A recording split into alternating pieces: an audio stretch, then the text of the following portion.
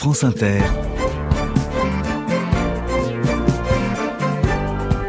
le 18-20, Fabienne Synthèse. Tous en thérapie ce soir, inutile de vous allonger chez vous. Si vous connaissez un peu le principe, vous savez qu'on peut aussi bien rester assis, d'ailleurs, chez son psy.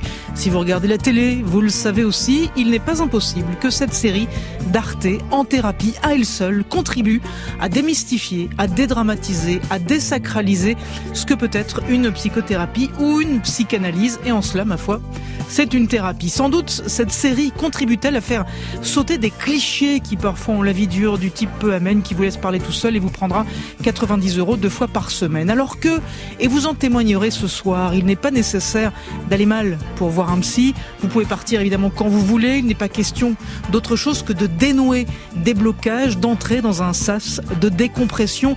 Il n'y a pas qu'une série, bien sûr, pour comprendre tout cela. Le chemin, il est déjà bien entamé. Regardez comme on a eu besoin des psys pendant la pandémie. Le monde extérieur est anxiogène et peut peser sur nous. L'éco-anxiété se discute dans ces cabinets-là. Le choix avant le deuxième tour qui vous tord les boyaux pour certains d'entre vous. Qu'est-ce qu'il vous dit et qu'est-ce que vous en dites? Et même s'il est reçu très diversement par les psys, on en parlera peut-être, ce dispositif Mon Psy, qui propose 8 séances gratuites, nous dit à quel point parler à un inconnu qui saura vous indiquer quelques clés peut vous aider à avancer. Parce que les crises sociétales qui sont répétitives dans ce pays en ce moment, qui sont violentes parfois, ont un impact sur notre vie psychique. Tous en thérapie, c'est le téléphone sonne ce soir et soyez les bienvenus. Le téléphone sonne. 01 45 24 7000. Valérie, vous êtes la première, soyez la bienvenue et bonsoir. Bonsoir. On vous écoute, Valérie. Alors moi, je suis une thérapie depuis 2013 avec une psy, donc une femme, en face à face. Et auparavant, j'en avais suivi une autre avec un homme. Et j'ai donc, on va dire, 2 parcours de thérapie différentes. Je suis issue de la région centre et d'une famille plutôt modeste qui ne pensait vraiment pas non seulement aller voir un psy, mais qui même avait une idée de la psychothérapie très très négative. Mmh.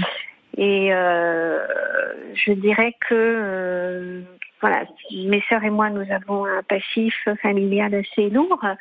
Et suite à un problème avec notre père d'abandon, et j'étais la première à faire cette démarche. Mes sœurs ne sont pas en thérapie, mais ont à un moment donné exprimé le besoin de faire quelques séances. Et mon neveu et ma nièce, donc qui sont des enfants d'une de mes sœurs, ont aussi à un moment de leur vie, un coup dur de leur vie, eu besoin aussi de voir un psy, et donc je pense avoir un peu contribué à banaliser cet acte comme on irait voir un généraliste ou son ORL, vous voyez. Et moi-même, bon, je suis parisienne, donc c'est vrai qu'ici c'est quand même beaucoup plus banalisé, facile aussi d'aller voir un psy. Là où ma famille habite dans la région centre, c'est en plus un milieu rural, voire agricole. C'est pas du tout évident, mais petit à petit les temps changent et l'idée qu'on se fait d'une thérapie change aussi, et beaucoup plus acceptée, même normalisée. Et vous y êtes, Valérie, pardon, je voulais pas vous interrompre, mais voilà. Eh ben merci beaucoup pour cette jolie entrée en matière et pour cette discussion qui va pouvoir s'amorcer grâce à vous. Et avec vous aussi, Catherine Grangère, bonsoir. Bonsoir. Merci beaucoup d'être avec nous. Vous êtes psychanalyste et psychosociologue. Il y a une chose que je retiens dans ce que nous dit notre amie Valérie, c'est au fond, il faut banaliser l'acte, en fait, comme on va chez l'ORL et comme on va chez le médecin généraliste. Faut-il vraiment banaliser, en fait? Est-ce que c'est le mot que vous emploieriez? Je vous ai vu tiquer et je comprends pourquoi. Oui, c'est pas banal d'aller faire le point avec soi-même. C'est pas banal d'aller voir un spécialiste pour exprimer un monde intérieur qui fait difficulté. Que ce soit quelque chose qui soit possible, facilité facilité par le fait qu'il y ait un certain nombre de thérapeutes, de psychanalystes ici et là, c'est tout à fait important et même essentiel. En revanche, banal, ce n'est pas vrai. C'est toujours quelque chose qui est remuant que d'aller creuser au fond de soi. Chacun a un passé. Valérie, elle a parlé de passif. Moi, je dirais vraiment que tout le monde a un passé et que si on a un passif, il est vraiment très important de pouvoir le mettre en place, de ne plus être actif en permanence dans nos choix de vie et dans notre quotidien, dans notre présent. Ce qu'elle raconte, Valérie, c'est que ça, c'est son choix. C'est intéressant de voir que sa sœur a fait un choix différent, les nièces ont fait un choix différent. Je trouve ça intéressant de voir comment, dans une même famille, avec les mêmes problèmes, j'y mets des guillemets parce que chacun a évidemment des problèmes différents, mais la solution peut être différente. À la place de banaliser, est-ce que dédramatiser, c'est un terme qui vous plaît mieux? J'entends ce que dit Valérie quand elle dit « dans ma famille, on n'avait pas ça » parce que il y a eu une époque où on allait voir un psy parce qu'on était fou, et puis rien d'autre en fait. Donc dédramatiser, ça vous démystifier. Qu'est-ce que vous préférez en fait? J'aime bien dédramatiser, démystifier. En fait, on voit, Valérie a tout à fait raison, que c'est très culturel dans certaines familles, et puis dans le milieu de ville, il est plus facile d'aller chez le psy. Dans d'autres familles, on y va parce qu'on est fou. Parce que c'est vraiment quelque chose qui va très très mal. Donc, il y a quelque chose de très important dans le fait de démystifier, de dédramatiser, d'aller parler de soi avec quelqu'un avant que ça aille très très mal et d'être en thérapie afin d'éviter que ça aille très très mal et de liquider le passif. Puisque c'est la raison pour laquelle on a eu envie d'aborder ce sujet-là, cette fameuse série, comme ça on peut évacuer ce sujet aussi dont on parle. Est-ce qu'elle vous aide, en fait, à montrer tout simplement la simplicité, on va dire, de ce face-à-face? Exactement. Ça vous aide? Ouais. Oui, tout à fait. Et surtout la deuxième saison. Ah oui? La première saison était un peu plus caricaturale. Là, dans la deuxième saison, c'est très pédagogique. Et je pense que la psychanalyse est redevenue sympathique grâce au docteur Dayan. C'est vrai? Pourquoi elle n'était pas sympa? Qu'est-ce qui n'était pas sympa avant? Il y a eu beaucoup de critiques sur les psychanalystes. Vous avez parlé de 90 € par séance. Avec un type qui dit rien. Avec un type qui dit rien. Avec quelqu'un qui n'est pas du tout humain. Tandis que dans la série, le psychanalyste, on voit même tous ces drames internes, tous ces drames personnels. Et puis sa contrôleuse, Gainsbourg, elle aussi, il y a des tas de soucis. Donc vous voyez, tout ça, ça rend service à la psychanalyse parce que ça montre le cheminement que font les uns et les autres, les patients, pour aller mieux, pour devenir plus serein, pour poser autrement les questionnements qui sont les leurs. Ce que ça montre aussi, et forcément on y viendra au cours de cette émission, c'est jusqu'à quel point c'est le réel qui envoie vers vous. La première saison parlait des attentats de 2015, celle-là parle beaucoup du confinement. On est en plein milieu de ça. Ça montre jusqu'à quel point, au fond, c'est souvent ce réel-là qui emmène jusqu'à vous, et que le réel est même le sujet de la consultation parfois. Ça, c'est merveilleux de voir que l'influence de la société, l'influence de l'extérieur va toucher profondément chacun des individus et différemment selon notre psychisme. Donc, on voit que on subit des événements et qu'ils deviennent intimes. C'est ce lien entre l'intime et le politique que nous mesurons vraiment bien avec la série en thérapie. Et est-ce que vous le mesurez mieux dans l'époque qu'on traverse? Je le disais tout à l'heure, on en a même fait un téléphone sonne il n'y a pas si longtemps. On a traversé une pandémie, c'est quand même la chose la plus incroyablement inédite qui nous soit tous arrivée. On traverse aussi une guerre en ce moment qui nous est extrêmement proche, en termes de kilomètres en tout cas. On est dans une période politique qui est difficile. Donc, est-ce que vous avez le sentiment que le télescopage du réel envoie plus de gens chez vous, fait qu'il se dit des choses différentes dans vos cabinets aujourd'hui que peut-être il y a quelques années? Absolument. Vous sentez cette différence-là? Absolument. 2 ans de confinement, d'angoisse sanitaire, ça a une influence sur la vie intime des citoyens. Par ailleurs, cette guerre aux portes de l'Europe a aussi une influence. Oui, l'angoisse politique existe. Oui, l'éco-anxiété existe. Oui, tout ceci se dit dans nos cabinets. On ne parle pas que de notre vie personnelle, parce que le social et le politique, c'est aussi notre vie personnelle. Il y a un lien entre ce qu'on vit globalement, sociologiquement, et ce que l'on vit au sein de nos familles, dans nos relations interpersonnelles. Donc tout ceci, de nos jours, se dit beaucoup plus qu'il y a 15-20 ans. C'est vraiment perceptible. Et je pense que c'est très important de se rendre compte que certaines paroles politiques ont une influence sur la vie intime des gens et qu'on ne peut pas laisser passer certains propos sans se dire que ce n'est pas grave. Est-ce que ça veut dire que c'est la politique aujourd'hui, politique au sens large d'ailleurs, qui est plus violente et c'est pour ça qu'elle vient dans vos cabinets aujourd'hui, ou est-ce que c'est parce que on s'en empare nous différemment et on le fait rentrer dans notre sphère intime aujourd'hui, ce qui n'était pas forcément le cas il y a 15 ans? J'opterais plutôt pour la violence des propos de nos politiques. J'opterais plutôt pour, au cours de cette pré-campagne des présidentielles, quelque chose comme des verrous qui ont sauté, comme des refoulements qui se sont estompés.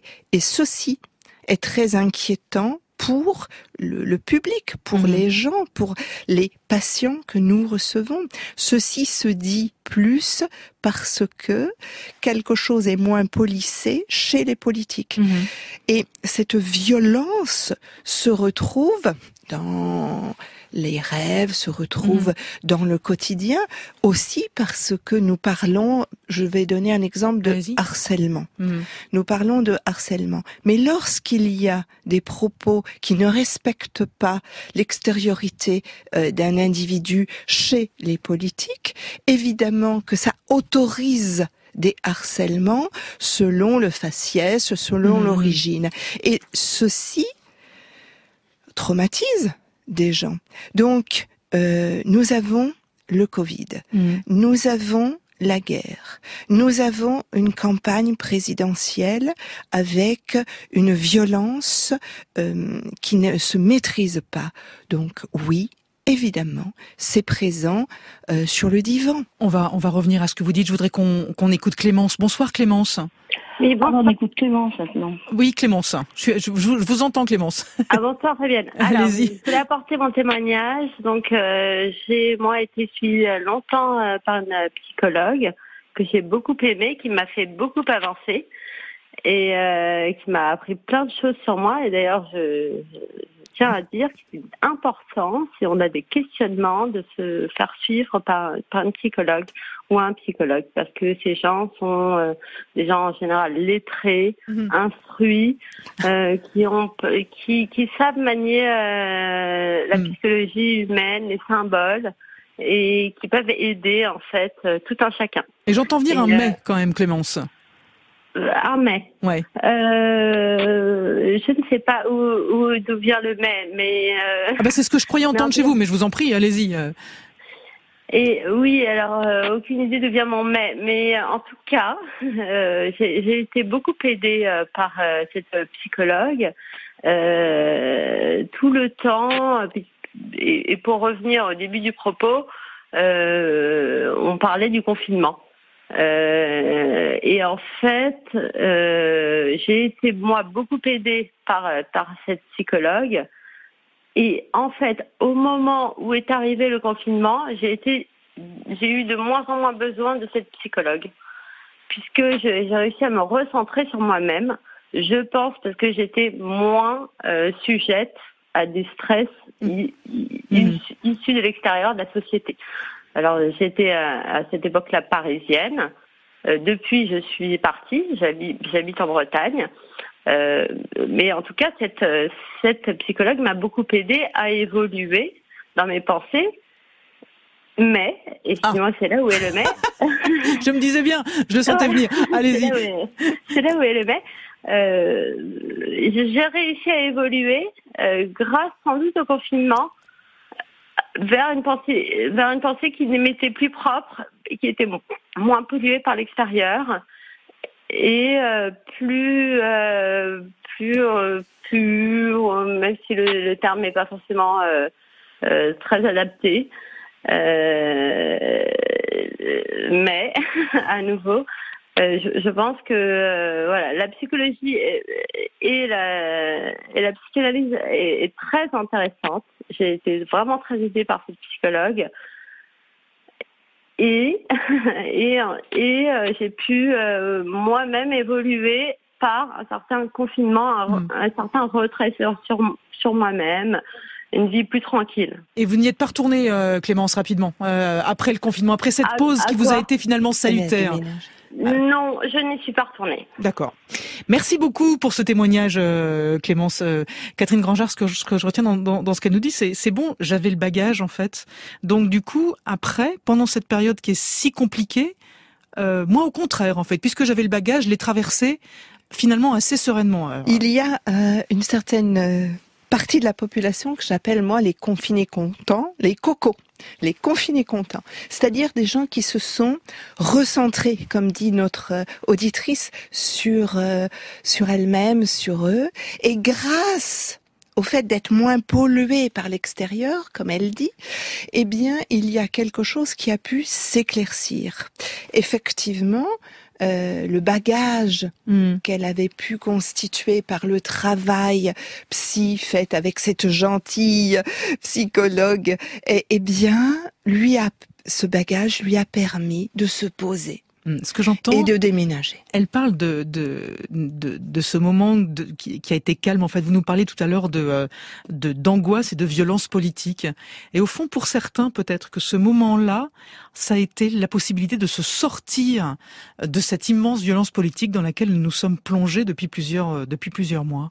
Oui, lorsque certaines personnes peuvent faire le point, c'est toujours positif. Et il y en a qui, grâce à l'isolement, ont mieux réussi à faire un point que lorsqu'il faut prendre le métro, lorsqu'il faut s'affronter à des collègues avec qui ça peut pas toujours fort bien se passer. Mais beaucoup d'autres ont souffert de l'isolement parce que lorsque ça se passe pas bien avec soi-même, eh bien, c'est pas possible. Lorsque ça se passe pas bien avec le reste d'une famille, ce n'est pas bien non plus. Elle dit, Clémence, j'en ai plus besoin. À quel moment on le sait, ça? Est-ce que vous êtes confronté aussi à des gens qui ne savent pas s'arrêter? Faut-il leur dire à un moment, je crois qu'on a fait le tour? Comment ça se passe? Il y a des gens qui sont installés et qui peut-être y trouvent quelque chose. Donc c'est très difficile de dire à une personne, peut-être vous avez fait le tour, parce que ce serait comme un rejet, comme une sorte d'abandon, vous ne m'intéressez plus maintenant. Donc non, je crois que nous avons besoin d'être en accueil, jusqu'au moment où une personne émet le fait que peut-être elle a fait le tour, et nous, là, oui, on peut confirmer. Mais d'autres personnes vont encore avoir besoin de continuer, même si le tour semble avoir été fait, mais pour d'autres raisons. Pour une solitude extrême, par exemple, ou pour quelque chose qui est de l'ordre de ne pas avoir trouvé sa place nulle part dans l'existence. Au moins là, tel jour à telle heure, eh bien, il y a quelqu'un qui vous écoute, qui s'intéresse réellement à ce qui se passe pour vous. Donc, c'est très compliqué de dire à quelqu'un d'arrêter. En revanche, la plupart des gens, au bout d'un moment, vont dire: Madame, j'aime bien venir vous voir, mais je vais me passer de vous. Et auquel cas, bon vent. Et il faut que j'arrive à avancer seule aussi un moment, donc peut-être à bientôt, cela dit. On a le droit de vous dire à bientôt aussi, j'imagine. Et on précise toujours que la porte reste ouverte. Naturellement, on va être toujours une sortie de secours, si nécessaire, si le monde est vraiment complexe et compliqué, parce que ça n'est pas écrit d'avance. Vous parliez du réel, qui peut être trop violent pour certaines personnes. C'est ce que j'allais vous demander en fait. Est-ce que c'est le réel qui peut renvoyer quelqu'un chez vous, bien au sûr, fond ? Bien Pas sûr. tellement ce qui se passe à l'intérieur pour une histoire qui serait familiale ou qui serait... Mais est-ce que c'est le réel qui vous renvoie ? Je pense à la période électorale qui nous touche maintenant. Par exemple, je parlais d'un choix qui tord l'estomac tout à l'heure dans l'introduction. C'est vrai qu'il y a des choix aujourd'hui qui tordent l'estomac. Est-ce que c'est ce réel-là qui ramène les gens vers vous, là en ce moment par exemple ? Oui, là en ce moment, je vais vous donner un exemple. Le 24 avril, jour du second tour, c'est la journée du souvenir, c'est-à-dire des déportés. Et il y a une personne dont la mère a été déportée, qui me dit « Je ne peux plus supporter les gens qui parlent d'abstention. Je ne peux plus supporter de mettre sur le même niveau deux projets de société différents. » Vous voyez, ça, pour elle, c'est ce qui l'a fait revenir chez moi. D'autres qui n'ont pas leur candidat préféré au second tour, qui vont avoir à faire un choix qui leur convient pas. Un second choix, c'est jamais aussi bon que le premier choix. Et là, ils reviennent parce qu'ils mesurent que s'ils ne se prononcent pas, parce que ne pas choisir, c'est peut-être le 24 à 20h pleurer, parce que le résultat ne correspond absolument pas à ce que ces personnes voudraient, eh bien, elles se disent « mais comment je fais pour pas avoir honte ?» Voilà. Ça, la culpabilité, l'impossibilité du choix. Moi, oui. je trouve ça fou que ça finisse dans votre cabinet. C'était autrefois des discussions et des engueulades qu'on avait avec ses amis ou au comptoir. Et on mesure la violence qui peut y avoir aujourd'hui quand c'est dans votre cabinet que ce genre de discussion termine, en fait. Enfin, Fabienne, je vous rassure, ça continue à exister au comptoir, entre amis. Il y a même des gens qui rompent parce que le choix des autres n'est plus tolérable, les plaisanteries, tout ce qui se partage sur WhatsApp, etc., etc., vous voyez. Donc, oui, ça peut se terminer. Mais ça passe par chez vous, un moment ça ou un peut autre. passer par chez moi. Pourquoi ? Parce que c'est un endroit où on peut exprimer le fin fond de ce qu'on pense. C'est un endroit où quelqu'un vous écoute et quelqu'un peut vous entendre élaborer différentes stratégies électorales sans qu'on vous juge. Et accompagner, comme a dit l'auditrice précédente, accompagner une personne dans ses doutes, accompagner une personne au travers de tout ce qui la perturbe très profondément. Parce que l'intime est réellement politique, parce que peut-être on a découvert ça depuis quelques années. Peut-être c'est plus réel désormais qu'on n'est pas saucissonné entre sa famille, sa vie amoureuse et la vie politique. Moi, je crois que c'est bien que ça se termine chez moi. Je crois que c'est bien. Le sas, vous êtes le sas. Voilà, que l'on puisse venir, ailleurs qu'au bistrot, parler de ce qui finalement perturbe. Vous voyez, c'est ça, c'est que le stress électoral, on en avait parlé chez Trump.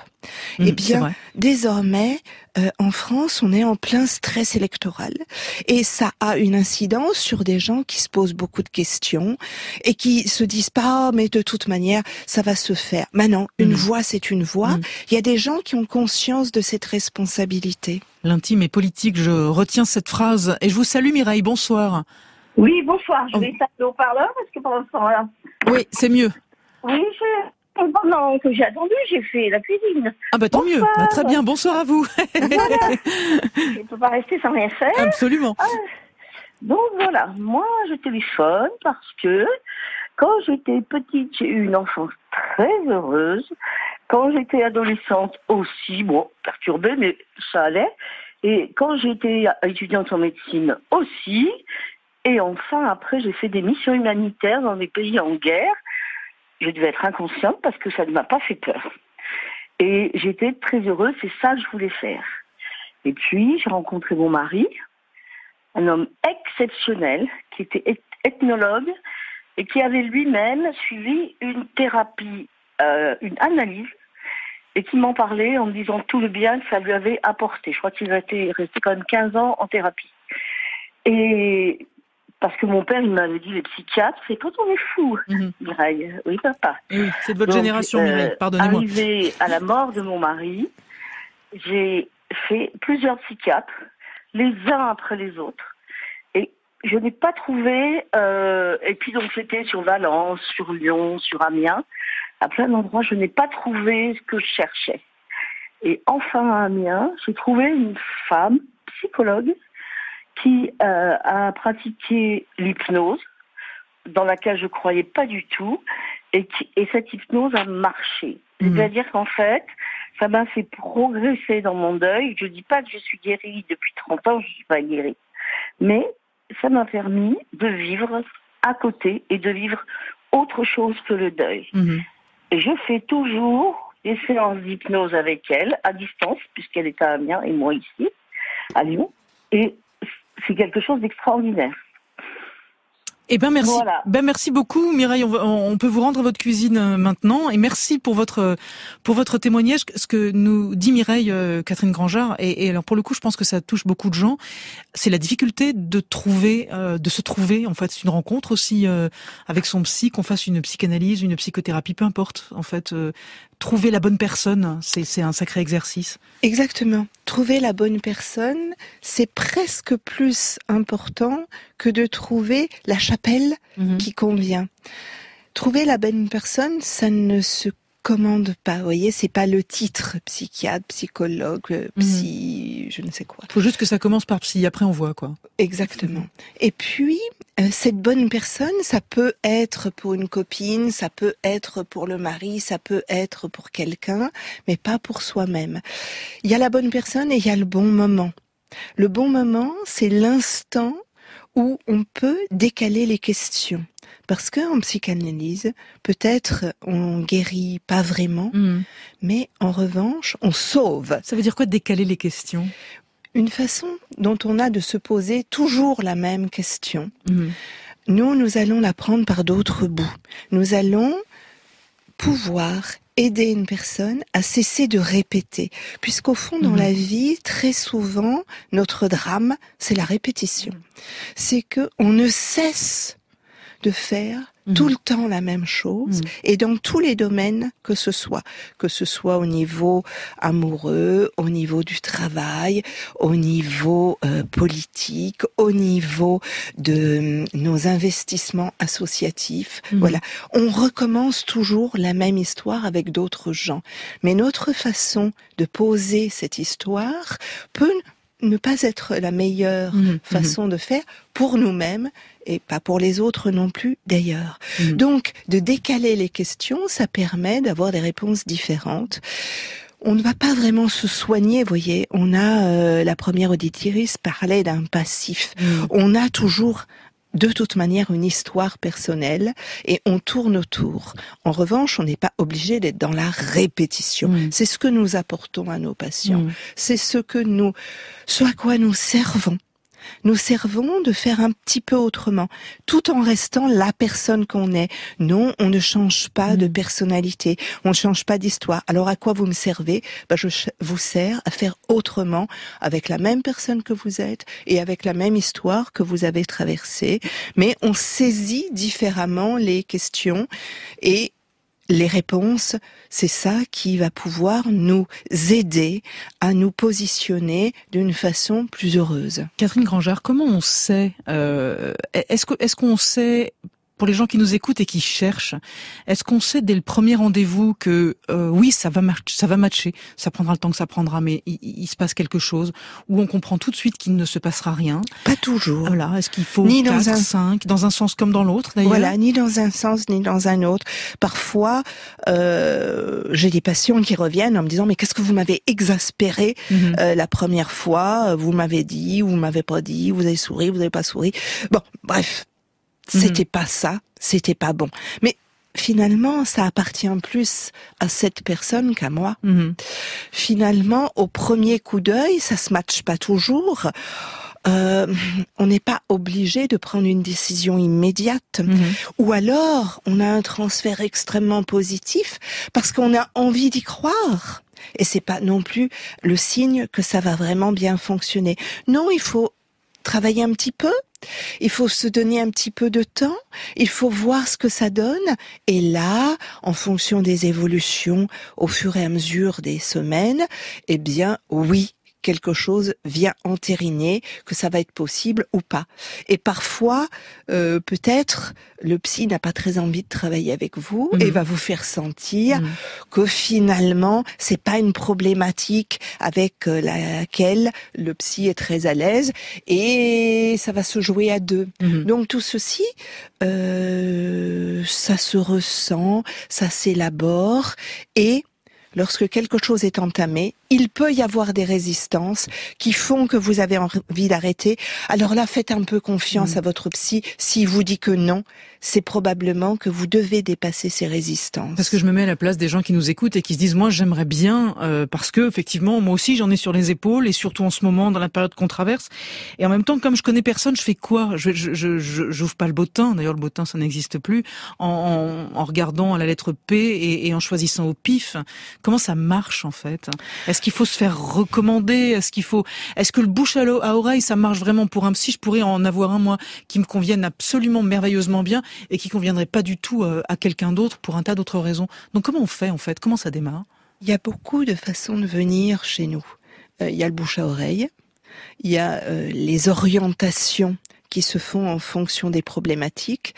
Par exemple, vous cherchez une personne, vous avez un problème de poids, eh bien, vous cherchez sur Internet le bottin d'aujourd'hui, des gens qui ont travaillé sur ce sujet, des psys qui ont travaillé sur ce sujet, et ça va sortir, vous voyez.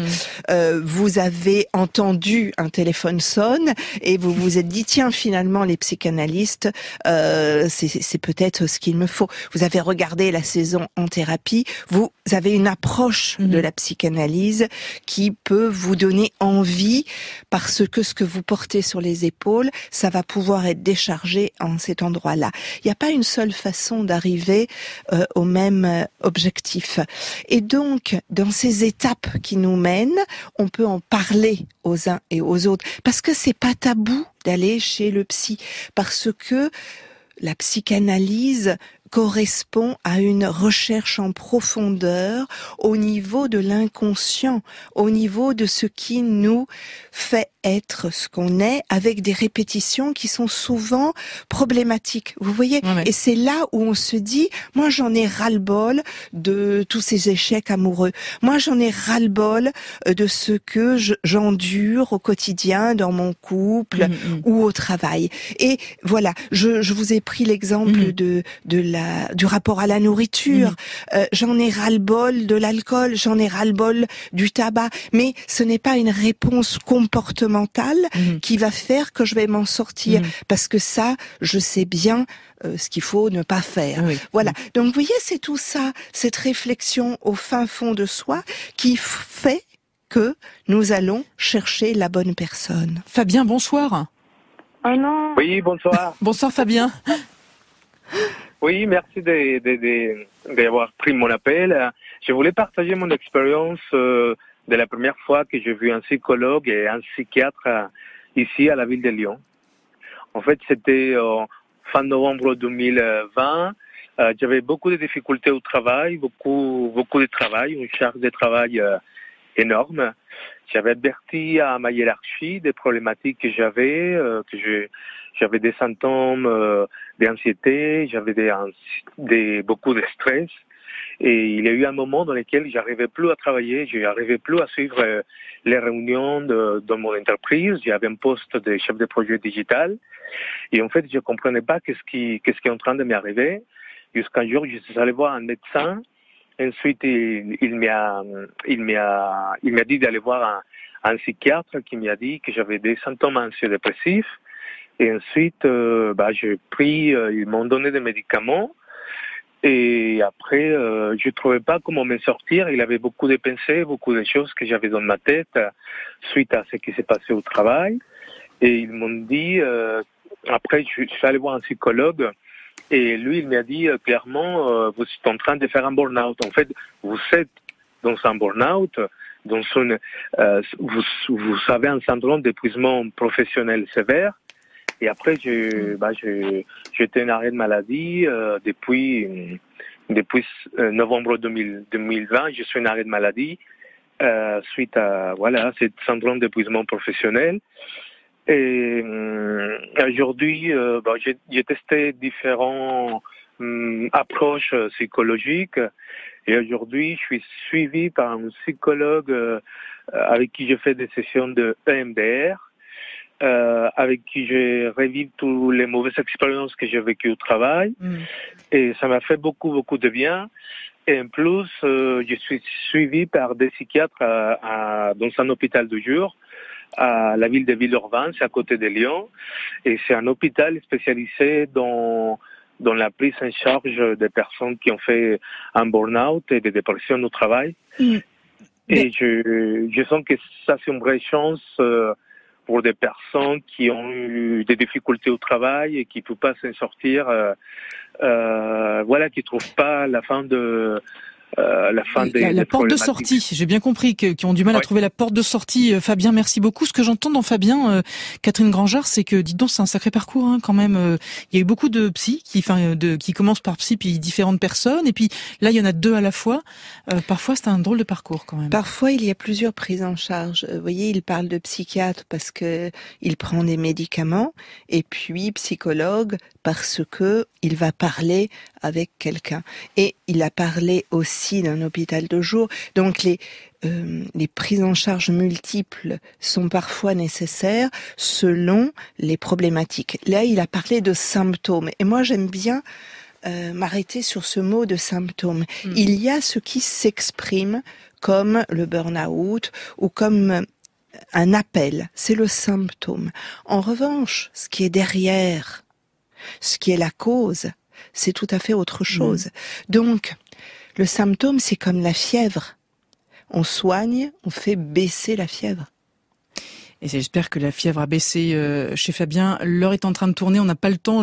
J'espère que c'est pas Marie que j'ai entendu dire oh non tout à l'heure, parce qu'on n'a pas le temps, Marie. Mais il y a une fin de question que je voudrais juste prendre en quelques secondes avec vous, Catherine Grangeard, que nous dit Marie. Elle dit c'est exaltant de se découvrir. Est-ce que c'est exaltant de se découvrir, ou est-ce que parfois on se dit moi j'ai pas forcément envie de tout savoir de moi en fait? Oh bah oui, tout existe. Il n'y a pas qu'un seul profil. Mais moi, forcément, je vais vous dire, c'est exaltant. Forcément, moi, je vais vous dire, c'est le plus beau voyage que ce voyage intérieur dans cette société. Et donc, je pense qu'il est très intéressant, mais d'aller jusqu'où on veut seulement. Voilà, jusqu'où on veut aller chercher. Merci beaucoup. Merci vraiment à tous. On en refera des téléphones sonnent comme ça. Vous étiez très nombreux. Merci beaucoup. Merci de vos très nombreuses questions. Portez-vous bien.